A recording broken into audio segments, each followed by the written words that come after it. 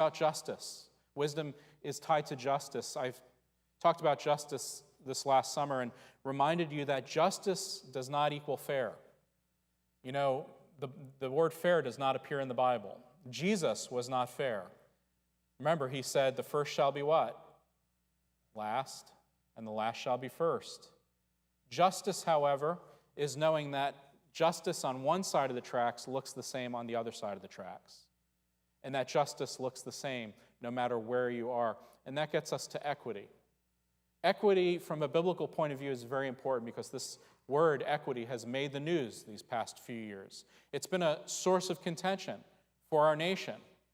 And one of the things we have to note is that when the world uses the word equity, it is an engineered equity that tries to utilize or put into practice various applications of different worldviews from the world that try to come together. And I think that because you cannot engineer equity, it is something that gets out of hand when we, as a society, try to engineer or remove equity, one way or the other.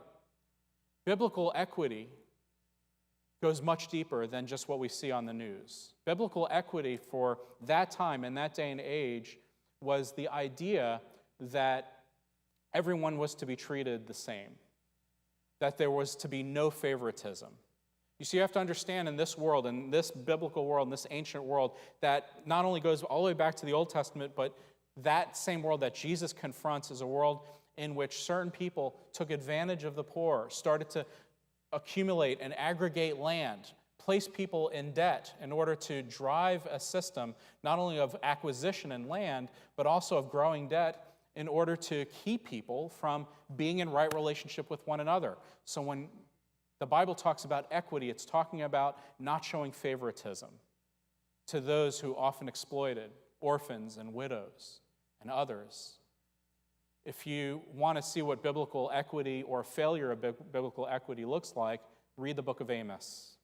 You'll see the indictment goes deep in a world in which the threats of that kind of economic model was pushing in on Israel. That is why God forbade Israel from making alliances with outside kings, forbade marriage with people from other communities, and forbade interest rates, and enacted what the Bible calls the year of Sabbath every 7 years to make things right, to return land to the original tribes and owners.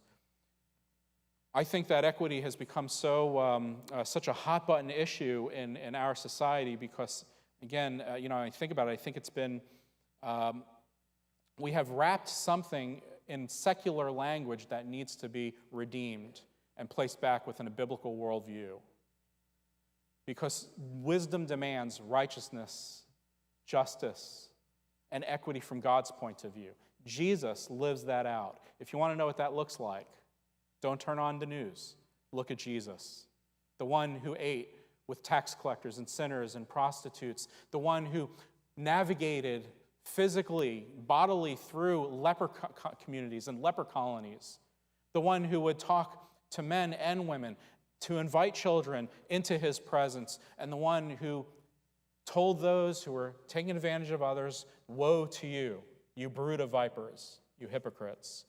Jesus showed us a portrait of what justice and righteousness and equity looks like, according to wisdom. And the Bible demands that those who live wisely understand and can interpret the times, not from the worldview of your favorite news source or your social media pages, but from the biblical point of view of a Christ-centered point of view.